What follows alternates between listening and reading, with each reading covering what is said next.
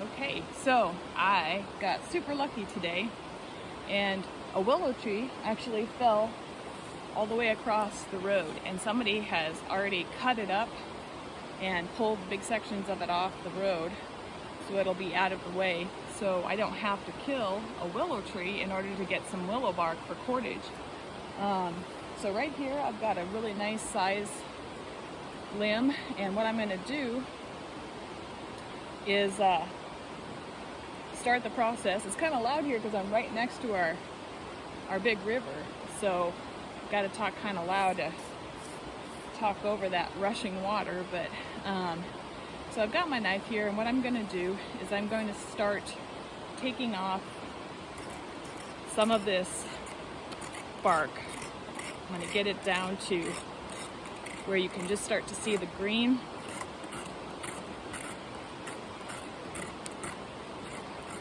You're trying to get at the inner bark of the willow.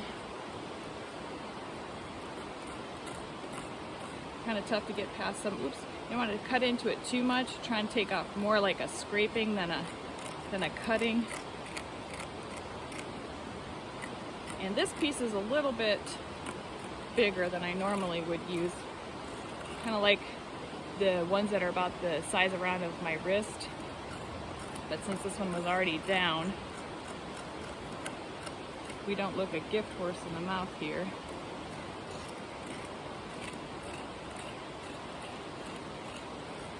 So just going to peel that rough outer bark off.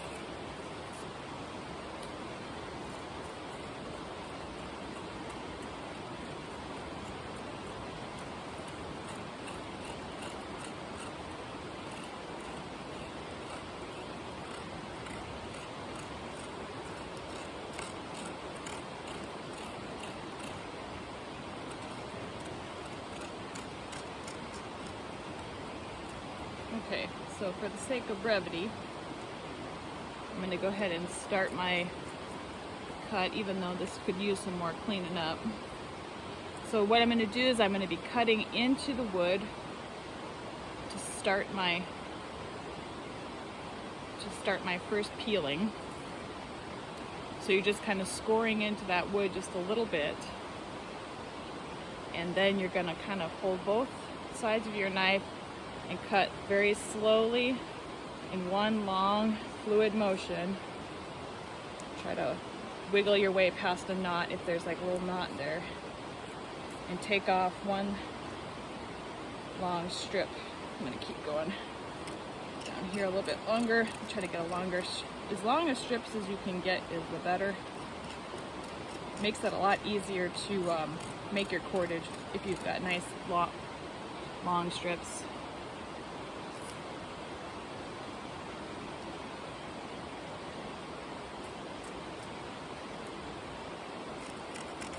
Okay, so we'll stop it right there. Trim off that extra bark at the bottom. So you've got one nice long strip here, and then you can just kind of clean it up if there's any little bits of bark in here. So this is one long, very sturdy piece of willow bark, and you can see here the bark where it separates from the actual wood itself. Let me make a cut here, just pull this back so you can see how this bark is what we're actually, inner bark is what we're actually going for. So you can see the long stringy fibers here, and the wood itself, you're just like peeling it off. You can see that wood underneath there.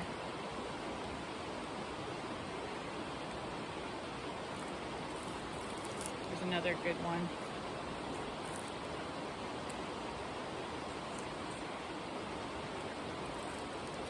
And then you're just peeling off these really nice long strips. And ideally you want to have all of the outside of the wood off, so you just have the white, because the bark on the outside of it is a little rough. It makes it harder, less flexible. Okay. So this is what you should have. These nice, long, strong cordage. And honestly, in a pinch right now, I could literally braid these things together if I wanted to. I'm going to take this outer bark off here. This one's not processed right, but if I wanted to, I could literally start doing a 3-cord braid right now to get a stronger cord going. If I secure this top, I can keep braiding down, but that's not ideally what I really want to do. What I really like to do is a 2-strand twist method, which I can illustrate in another video later, but this is the initial video on how to harvest your bark off of your tree. And you can just see here like how easy it is. You're just going to peel that right off. You're going to peel that right off. Once you take the outer bark off, it's just going to come off in these nice long strips here, which is going to be perfect for your cordage. So willow bark is also medicinal for making it to a tea if you have a headache, or body aches or a fever as well. So there's just a lot you can do with the willow tree. And some of these, if I come back with my saw, might even have a potential for a great walking stick. So willow has many uses. Cordage.